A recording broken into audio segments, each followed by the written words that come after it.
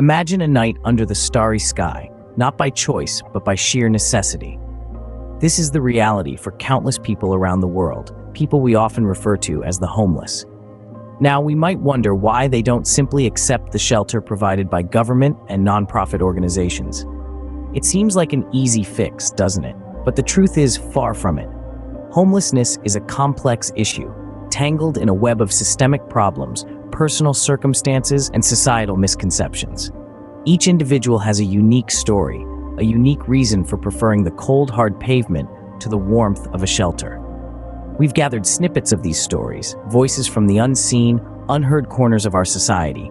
Listen to them, understand them, and let's begin to break down the stereotypes and misconceptions that surround homelessness. The stars may be beautiful, but they offer little solace when the chill of the night seeps into your bones. The question isn't why they don't want shelter, it's why they can't accept it.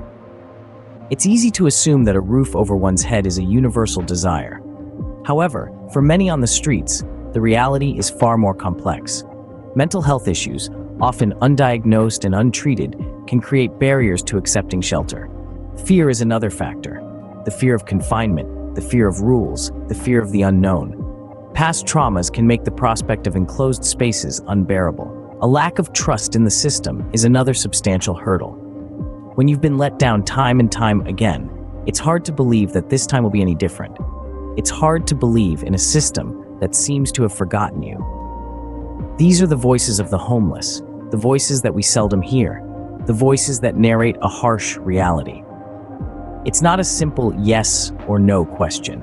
It's a complex web of personal struggles and systemic failures. To solve a problem, we must first understand it. So let's dive right into the heart of the matter. Homelessness isn't just about a lack of physical housing. It's about a lack of safety, a lack of support, and a lack of hope. To truly address this issue, we need to approach it not just with policies and programs, but with empathy and understanding. Experts in the field echo this sentiment. Dr. Jane Doe, a renowned sociologist, stresses the importance of empathy in addressing homelessness, stating, "When we start to see homeless individuals as people, not as problems, we can begin to make real progress." And this progress, she contends, starts with understanding the unique challenges that homeless individuals face each day, understanding the systemic issues that contribute to homelessness, understanding the resilience and strength it takes to survive on the streets. This understanding forms the foundation upon which we can build effective solutions. But understanding alone isn't enough. We need to take action.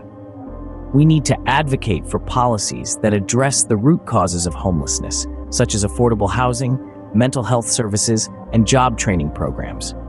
We need to volunteer our time, whether it's serving meals at a local shelter, tutoring children experiencing homelessness, or helping adults build the skills they need to find stable employment.